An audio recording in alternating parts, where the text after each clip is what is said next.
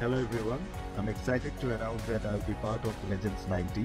I'll be playing for the big boys. Big breaking, দর্শকদের চাওয়া পাওয়া এবার পূরণ। বিপিএলে পূরণ না হলেও এবার লিজেন্ড লিগ 90-তে পূরণ হবে। লিজেন্ড লিগ 90-তে এবার মুখোমুখি হতে যাচ্ছেন তামিম ইকবাল ভার্সেস সাকিব আল হাসান।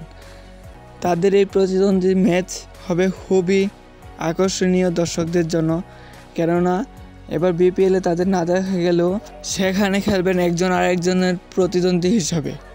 তাদের আন্তর্জাতিক ক্যারিয়ার শেষ করে এখন লিজেন্ড 90 লিগে প্রস্তুত।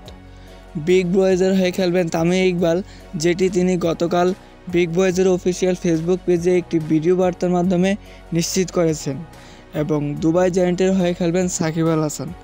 এখন দেখার পালা দুই বাংলাদেশের খেলা কেমন উপভোগ করে দর্শক। উপভোগ যে ভালো করবে এটা আগে থেকে বোঝা গেছিল, কেননা দর্শকদের রেসপন্স সোশ্যাল মিডিয়ায় অনেক।